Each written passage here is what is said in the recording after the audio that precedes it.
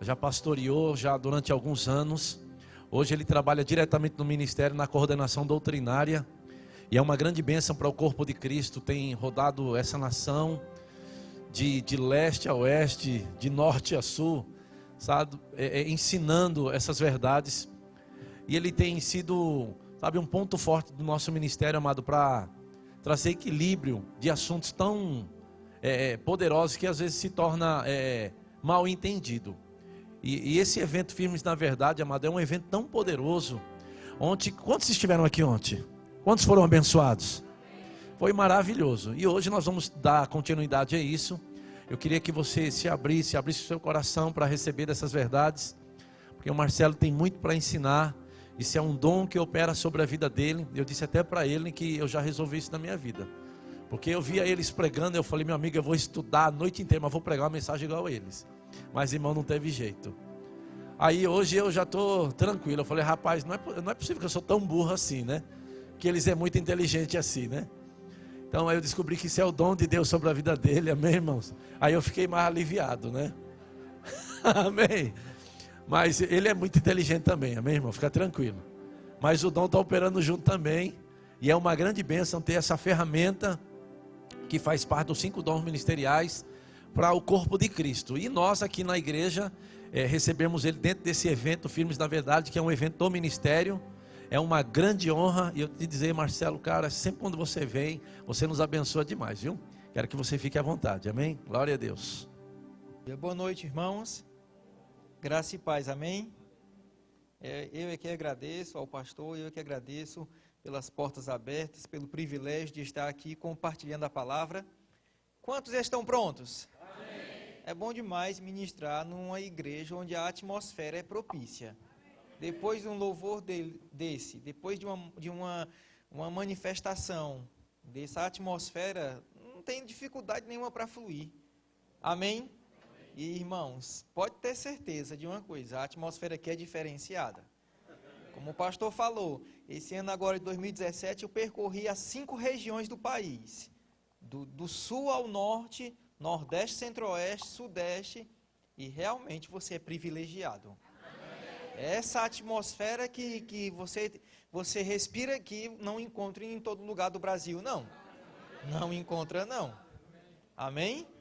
Glória a Deus. Você está pronto? Amém. Vamos orar, amém? Aleluia. Pai, no nome de Jesus Cristo, te damos graças por tua palavra, por teu Espírito, pelas verdades que vamos ouvir.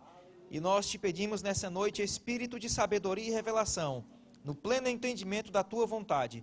Queremos estar iluminados, esclarecidos, cheios da forte compreensão no pleno entendimento de Cristo, nosso Senhor. E para isso abrimos o coração e inclinamos o ouvido para as tuas verdades. E te agradecemos por uma noite de crescimento, uma noite de edificação, uma noite em que o teu Espírito vivificará essas verdades em nossos corações e nos fará entender. Te agradecemos por todas as tuas bênçãos, em nome de nosso Senhor Jesus Cristo. Quem concorda diz amém. Amém. Glória a Deus. Vamos abrir nossas Bíblias em Números capítulo 22. Números capítulo 22. Aleluia.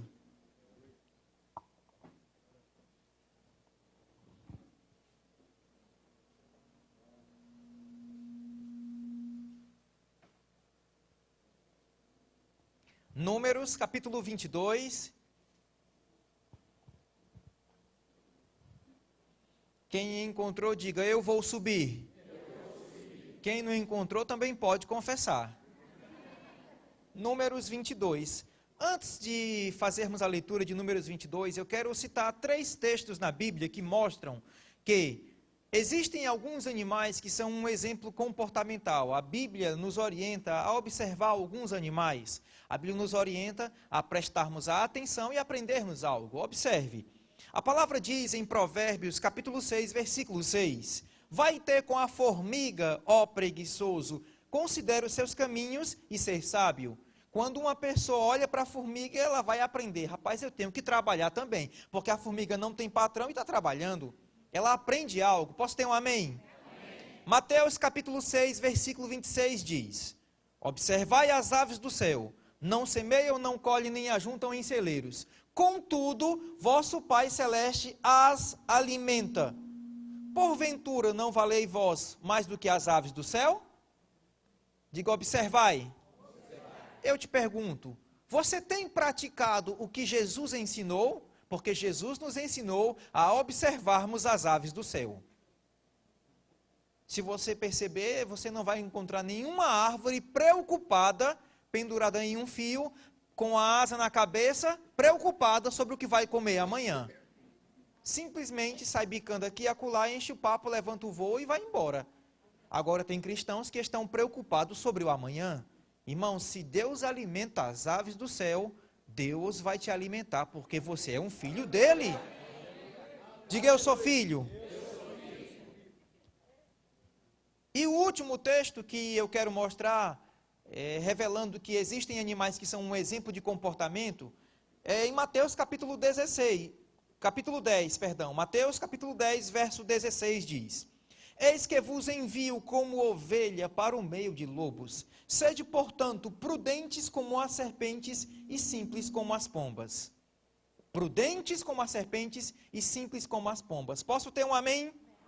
E o que nós vamos ver em Números 22? Nós vamos aprender algo com a jumenta de Balaão. Eu quero falar sobre ela. Amém?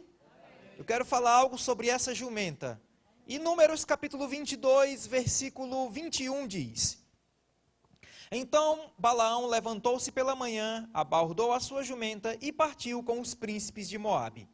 Acendeu-se a ira de Deus, porque ele se foi, e o anjo do Senhor pôs-se-lhe no caminho por adversário. Ora, Balaão ia caminhando montado na sua jumenta, e 2 de seus servos com ele. Verso 23. Viu, pois, a jumenta, o anjo do Senhor. O que foi que a jumenta viu? Parado no caminho, com a sua espada desembainhada na mão, pelo que se desviou a jumenta do caminho. Então Balaão espancou a jumenta para fazê-la tornar o caminho. Peraí, Balaão fez o que com a jumenta? Pronto. 24. Mas o anjo do Senhor pôs-se numa vereda entre as vinhas, havendo um muro de um lado e do outro. Vendo, pois, a jumenta, o anjo do Senhor, coseu-se contra o muro e comprimiu contra este o pé de Balaão, por isso tornou-la a espancar. Pela segunda vez a jumenta vê o anjo, e pela segunda vez ela é espancada. 26. Então o anjo do Senhor passou mais adiante e pôs-se num lugar estreito, onde não havia caminho para se desviar nem para a direita, nem para a esquerda. Vendo a jumenta, o anjo do Senhor desviou-se, deixou-se cair debaixo de Balaão. Acendeu-se a ira de Balaão e espancou a jumenta com vara. Pela terceira vez ela viu o anjo e ela pela terceira vez foi espancada. Então o Senhor fez falar a jumenta, a qual disse a Balaão: Que te fiz eu, que já me espancaste 3 vezes? Quantas vezes, irmãos? 3. Respondeu Balaão à jumenta: Porque zombaste de mim? Tivera eu agora uma espada na mão e te mataria. Replicou-lhe a jumenta a Balaão: Porventura não sou eu a tua jumenta em que toda a tua vida cavalgaste até hoje? Por acaso tem sido meu costume fazer assim contigo? Que foi que ele respondeu? Não. Então o Senhor abriu os olhos a Balaão, e ele viu o anjo do Senhor, que estava no caminho, com a sua espada desembainhada na mão, pelo que inclinou a cabeça, prostrou-se com o rosto em terra. Então o anjo do Senhor lhe disse: Porque já 3 vezes espancaste a jumenta, eis que saí como teu adversário, porque o teu caminho é perverso diante de mim. A jumenta me viu já 3 vezes e se desviou de mim. Diga 3 vezes. Quem já fez o rema? Quem está fazendo? E quem vai fazer? Pronto. Se a gente analisar, à luz daquilo que a gente aprendeu no rema, quando observamos o que aconteceu com essa jumenta, a gente percebe que 3 vezes a jumenta viu o anjo do Senhor. Quantas vezes, irmãos? 3. Eu pergunto essa noite, quem aqui já viu um anjo do Senhor? 2 irmãs. Eu nunca vi. Pelo que eu percebi, somente 2 irmãs. A jumenta já está ganhando de 3-0. Ela viu 3 vezes o anjo do Senhor. Talvez durante toda a minha vida aqui na terra, eu não veja um anjo do Senhor. E a jumenta viu 3 vezes. Estão comigo? Amém. Quem aqui já levou um açoite por causa de Cristo? Você nunca sofreu um açoite? A jumenta foi açoitada 3 vezes, espancada 3 vezes, por uma causa nobre, porque estava estava em obediência, porque viu o anjo. 6-0. Se a gente analisar à luz daquilo que a gente aprendeu no Rema, a jumenta 3 vezes viu o anjo do Senhor. Isso é o dom de discernimento de espírito, é uma introspecção no mundo espiritual, é ver e ouvir no mundo espiritual. Ela sofreu por uma causa nobre, levou 3 vezes um açoite, e ainda Paulo disse, ainda que eu fale a língua dos homens e dos anjos, pelo menos dos homens ela falou. Se a gente analisar, ela viu o anjo, sofreu um açoite e falou a língua dos homens. É uma jumenta pentecostal. Depois dela ter experimentado isso no Senhor, é notório que ela foi um canal de Deus para advertir a imprudência do profeta. Depois dela ter visto um anjo, ter sido um canal de Deus para advertir o profeta e ter falado a língua dos homens, eu pergunto, qual vai ser o galardão da jumenta? De que forma Deus vai recompensar essa jumenta? Eu vou responder isso mais na frente. O galardão da jumenta. A Bíblia, irmãos, ela não promete que Deus vai recompensar animais, mas a Bíblia promete que Ele vai recompensar a todas as pessoas que serviram a Ele aqui na terra. Existem cristãos que esquecem de viver a vida aqui na terra e só pensam no céu. Esquecem de fazer a obra aqui na terra e só pensam no céu. Protelam as bênçãos de Deus para o futuro. São canções que protelam as bênçãos para o futuro. Um dia eu terei paz, um dia eu terei alegria, um dia eu terei descanso, um dia eu terei uma vida sossegada, bem-sucedida. Já tem pessoas que esquecem do céu e só pensam aqui na terra. Esquecem de fazer a obra e só pensam aqui na terra. Mas a Bíblia nos orienta a fazermos a obra de Deus, a fazermos a vontade do Pai, sabedores de que receberemos bênçãos aqui na terra e ainda no porvir também. Teremos uma vida abençoada. Abre a tua Bíblia em 1 Timóteo capítulo 4. Eu ainda vou comentar sobre o galardão da jumenta um pouco mais na frente. 1 Timóteo capítulo 4, aleluia.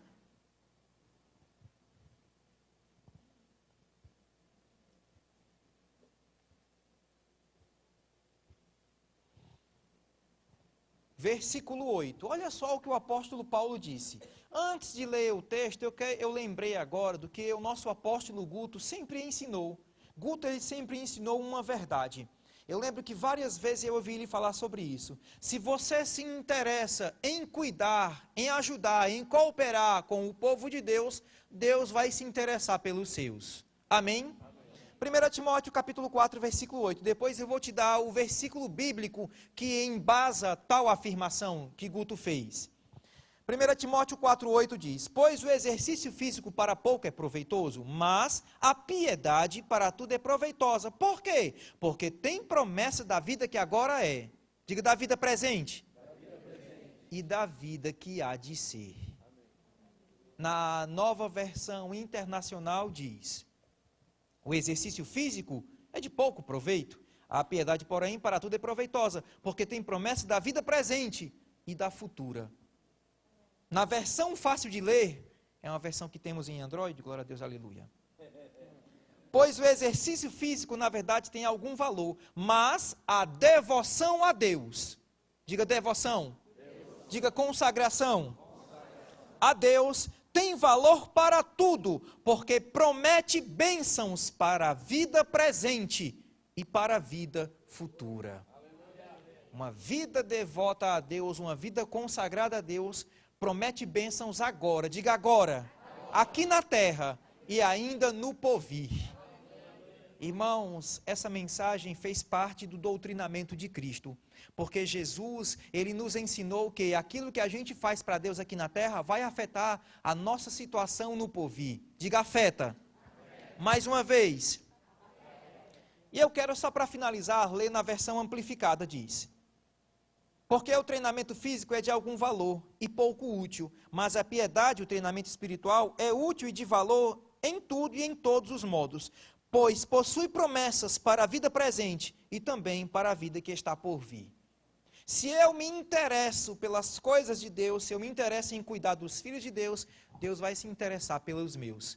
Eu citei a afirmação que Guto fez. Eu ouvi várias vezes ele falar sobre isso. E um certo dia eu estava passeando pela Bíblia e encontrei um texto que prova justamente tal afirmação. Porque a Bíblia diz que aquela ex-prostituta Raabe acolheu em paz os espias foram enviados pelo povo de Deus, aquela ex-meretriz acolheu em paz os espias, e a Bíblia diz que porque ela fez isso, ela e sua família foram poupados, preservados no dia da destruição. Se eu me interesso em fazer a obra, em cuidar do povo de Deus, Deus vai se interessar pelos meus. Você crê na Bíblia de capa a capa até nos mapas? Crê ou não crê? Pois do começo ao fim da Bíblia, de capa a capa até nos mapas, a Bíblia apresenta tal afirmação, de que aquilo que a gente faz aqui para Deus afeta a nossa vida agora e afeta o porvir ainda. E abre a tua Bíblia em Apocalipse capítulo 19.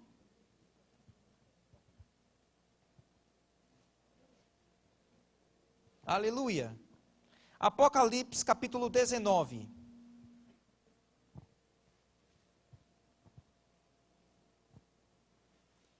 Glória a Deus.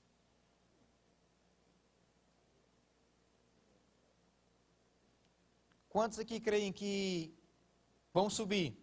Amém. A Bíblia fala sobre isso, o arrebatamento. Amém? A Bíblia também fala sobre as bodas do Cordeiro, aquela grande festa, aquela grande celebração.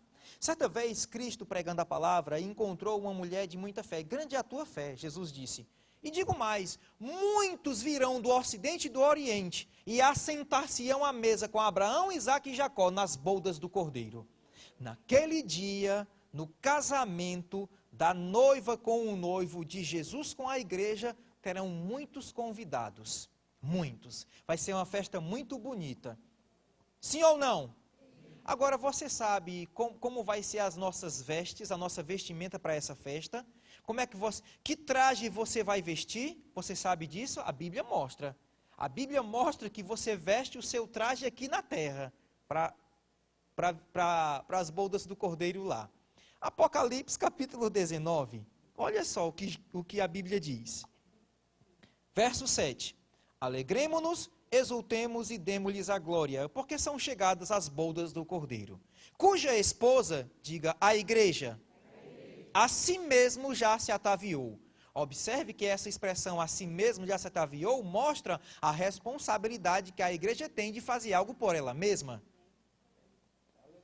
Pois lhe foi dado vestir-se de linho finíssimo, resplandecente e puro, porque o linho finíssimo são os atos de justiça dos santos. Na Bíblia difusora, nessa versão diz, pois o linho representa o comportamento justo dos santos. Outra versão diz, a versão o livro, esse linho representa as obras justas e boas que praticaram os filhos de Deus. E na versão fácil de ler diz, o linho representa as boas ações do povo de Deus.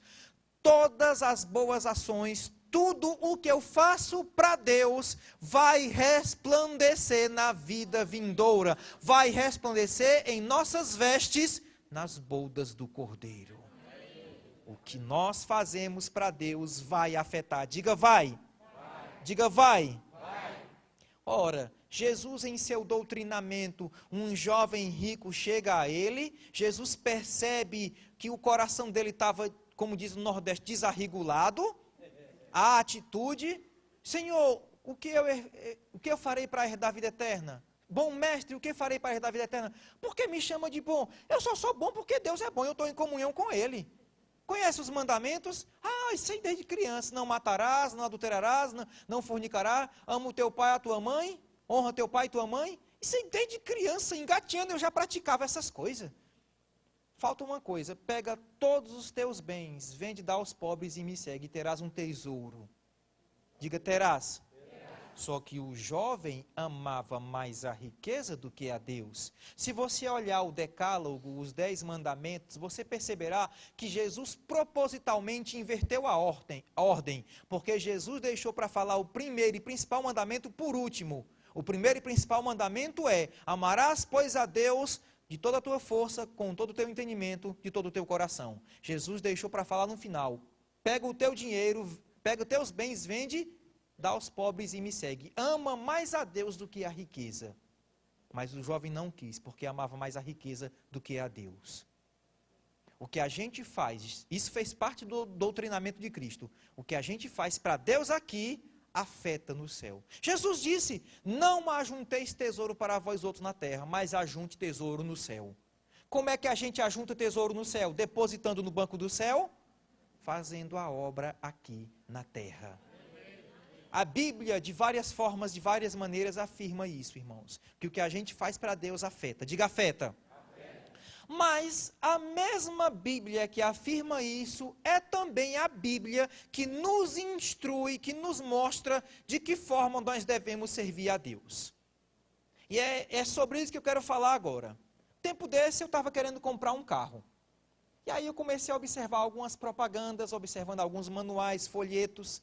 E aí a gente viu um carro. Esse veículo é um motor 2.0 com injeção direta de 177 cavalos, tem controle de tração e estabilidade, tem isso e aquilo outro. Aí colocava um asterisco com umas letrinhas lá embaixo para a gente tentar ler em 5 segundos. Não é mais ou menos assim? Sim ou não? O que a gente percebe? Que, lamentavelmente, alguns contratos, algumas cláusulas contratuais, existe dolo da parte de algumas coisas. O intuito de algumas pessoas, de alguns segmentos da sociedade, do comércio, o intuito é lesar o consumidor. Se nós não tivermos cuidado, a gente vai ser enganado. Agora, com Deus é completamente diferente. Com Deus é completamente diferente, porque o contrato de prestação de serviço a Deus, as cláusulas de contrato de prestação de serviço a Deus, estão bem claras na Bíblia, de forma clara, em letras garrafais. A Bíblia, do começo ao fim, ela apresenta de que forma nós devemos servir a Deus. Deus nunca quis enganar a ninguém, Deus nunca tentou, nem vai querer enganar ninguém. Deus sempre apresentou a forma, a motivação que deve estar em nosso coração. Gênesis capítulo 4, vamos abrir.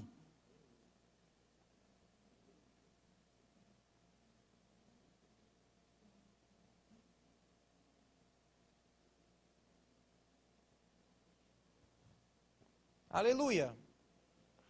Gênesis capítulo 4. Quem encontrou, diga: minhas contas estão pagas. Quem não encontrou também pode confessar a provisão de Deus.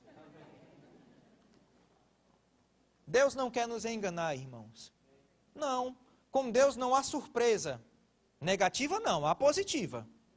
Amém? Gênesis capítulo 4, versículo 1 diz: coabitou o homem com Eva, sua mulher. Esta concebeu e deu à luz a Caim. Então disse: adquiri um varão com o auxílio do Senhor. Depois deu à luz a Abel, seu irmão. Abel foi pastor de ovelhas e Caim lavrador. Aconteceu que, no fim de uns tempos, trouxe Caim do fruto da terra uma oferta ao Senhor. O que foi que ele trouxe, irmão? Pronto. Abel, por sua vez, trouxe das primícias do seu rebanho e da gordura deste. Agradou-se o Senhor de Abel e de sua oferta. São duas coisas distintas. Ao passo que de Caim e da sua oferta não se agradou. Irou-se, pois, sobremaneira Caim e decaiu-lhe o semblante. Então lhe disse o Senhor: por que andas irado? E por que decaiu o teu semblante? Se procederes bem, não é certo que serás aceito?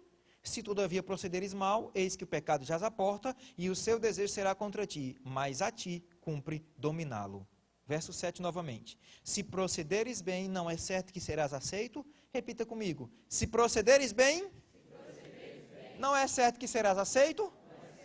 É um princípio bíblico, é uma chave bíblica que se estende por toda a palavra de Deus.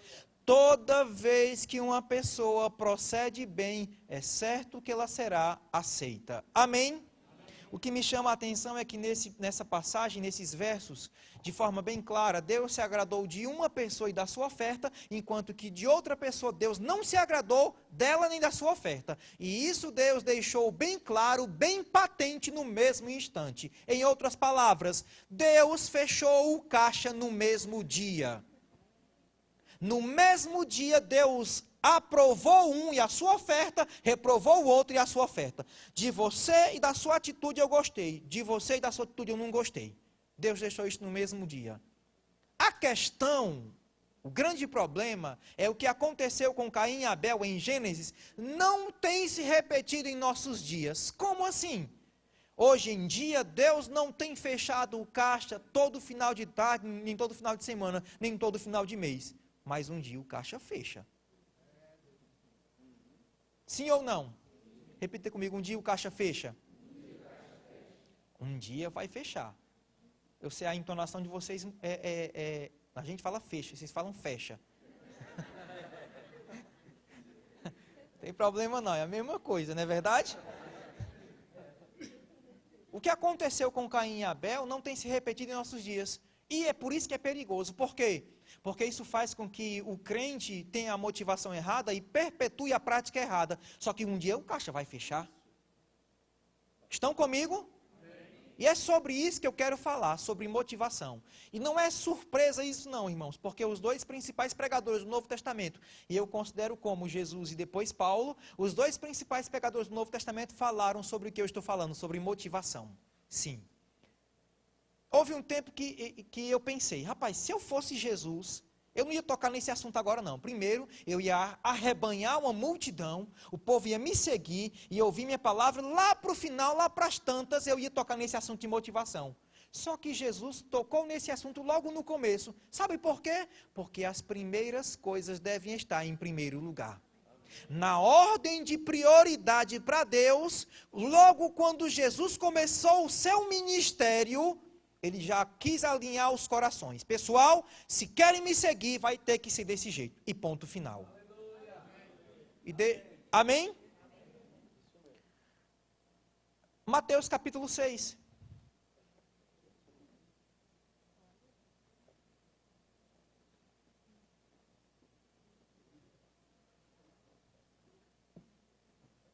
Aleluia.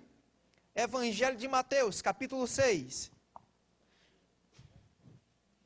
Observe que o Senhor Jesus nos ensina.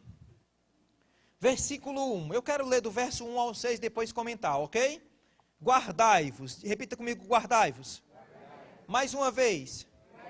Para ninguém esquecer. E agora guarde a palavra guardai-vos, porque vamos utilizar mais na frente. Guardai-vos de exercer a vossa justiça diante dos homens, com o fim de serdes vistos por eles. Doutra sorte, não tereis galardão junto de vosso Pai Celeste. Quando, pois, deres esmola, não toques trombeta diante de ti, como fazem os hipócritas nas sinagogas e nas ruas, para serem glorificados pelos homens. Em verdade vos digo que eles já receberam a sua recompensa. Tu, porém, ao dares a esmola, ignore a tua mão esquerda o que faz a tua mão direita, para que a tua esmola fique em secreto. E teu pai que vê em secreto, o que fará? Eu gosto da versão que diz, te recompensará publicamente.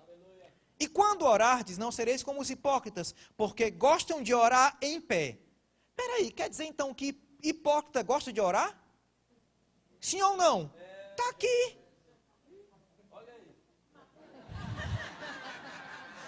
Eu fico admirado, irmão. Tem crente que não gosta de orar, mas até o hipócrita gosta. Aleluia. 1 aos Coríntios capítulo 3. Eu disse 3. 1, 2, 3. Vocês têm dificuldade em ouvir um nordestino, assim, o sotaque? Quando eu cheguei em Ribeirão, eu lembro de um casal que no primeiro culto em que eles foram visitar lá a igreja, e depois eles me relataram, claro, eles, pastor, no primeiro culto a gente não entendeu nada. Aí ele perguntou à esposa, o que é que tu acha? Vamos ficar aqui, né? Vamos ficar aqui. Claro, eles entenderam algumas coisas, mas porque não estavam familiarizados com o sotaque nordestino, com a velocidade com que falamos, aí tiveram dificuldade. Mas permaneceram. E é um casal abençoado. Gosto mais daquele casal. Aleluia. 1 Coríntios capítulo 3. Então, versículo 10. Segundo a graça de Deus que me foi dada, lancei o fundamento como prudente construtor. E outro edifica sobre ele.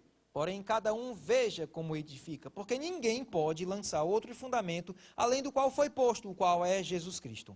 Contudo, se o que alguém edifica sobre o fundamento é ouro, prata, pedras preciosas, madeira, feno ou palha, manifesta se tornará a obra de cada um.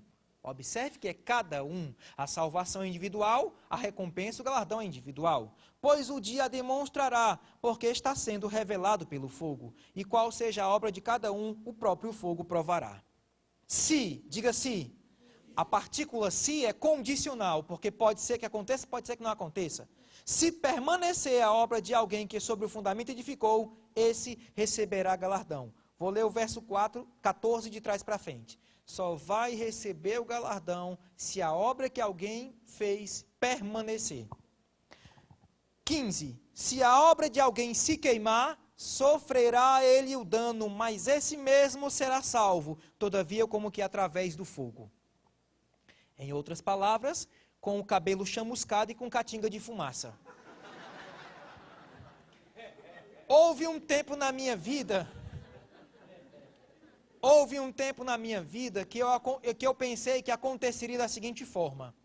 Quando Cristo arrebatasse a igreja, diga eu vou subir. Chegando lá, me encontraria com o meu Senhor, ele olharia para mim e eu para ele. Marcelo, você está aqui? Pois eu estou aqui, Jesus. Venha conversar baixinho aqui. Anjo, amontoa tudo que o Marcelo fez e bota fogo aí para ver se sobra alguma coisa.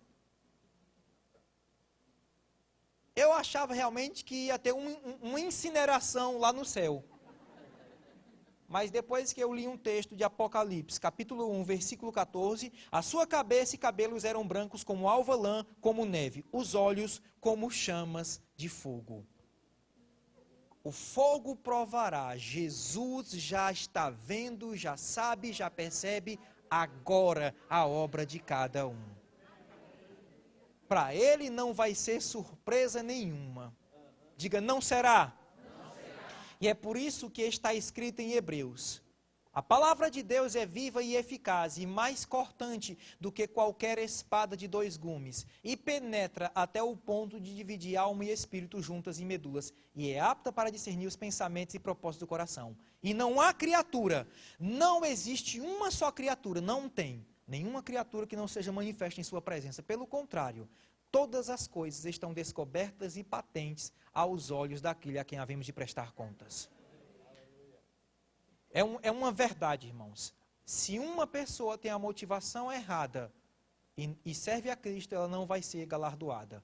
Por outro lado, algumas pessoas dizem, eu tenho a motivação certa, mas eu pergunto, está fazendo algo para Deus? Do mesmo jeito que alguém que faz algo para Deus com a motivação errada não vai ser galardoado, uma pessoa que tem a motivação certa, mas não tem feito nada para Deus, também não vai ser galardoado. Então, a gente vai continuar fazendo a obra com a motivação correta. E vamos desfrutar das bênçãos de Deus aqui na terra e no porvir. Você foi abençoado? Eu fiquei impressionado com esse livro do irmão Rick Renner, Diga Sim.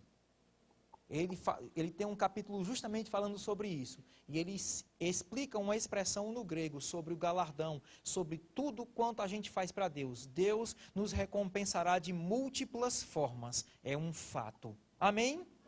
Pai, no nome do Senhor Jesus, eu te dou graças, porque a tua palavra foi ministrada e eu sei que o teu Espírito, Pai, ele tem poder para gerar a convicção necessária para que haja mudança, para que haja o alinhamento e para que nós continuemos fazendo a tua vontade, Pai, no nome de Jesus. Eu te dou graças, Pai, pela santificação, pela consagração desse corpo, desse povo, Pai.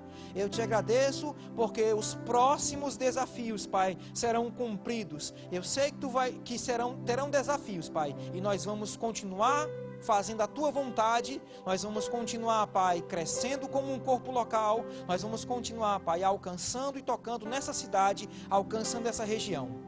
Eu te dou graças, Pai, no nome de Jesus, porque eu sei que tu conta com cada pessoa que aqui está, Pai, desde o mais novo até o mais idoso, Pai. Eu sei que cada um aqui pode produzir os frutos, Pai, que tu espera que a gente produza. Eu te louvo e te engrandeço por tua graça, por tua capacitação em nossas vidas, Pai, fazendo com que a gente vá além de nossa habilidade natural. Por tua graça nós podemos, Pai, no nome do Senhor Jesus Cristo. Amém. Aleluia. Mais uma vez, eu quero agradecer ao pastor Zé Roberto, a diretora também. Amém. Quero só falar de um material. Eu sei que eu falei ontem à noite, mas como algumas pessoas não vieram ontem, só vieram hoje, eu disponibilizei ali atrás alguns CDs. Cada CD desse é um CD em MP3, tem 5 mensagens, é uma série de estudo. Cada mensagem é aproximadamente 45 a 50 minutos. Aqui eu falo sobre o perigo dos falsos ensinos, a perversão do Evangelho, parte 1 e 2, interpretando textos difíceis, parte 1 e 2. Nessa interpretando textos difíceis eu falo sobre aquilo que alguns dizem, se Deus mata ou não mata, se não vem pela rede do amor, vem pelo anzol da dor do divino pescador.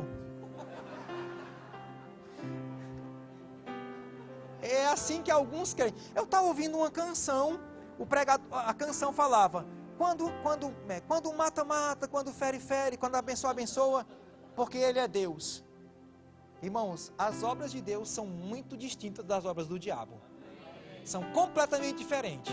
A distância do norte ao sul, do oriente ao ocidente, é a distância de Deus para o diabo. Não se encontram nunca. E Jesus disse que Satanás é o homicida desde o princípio. Amém?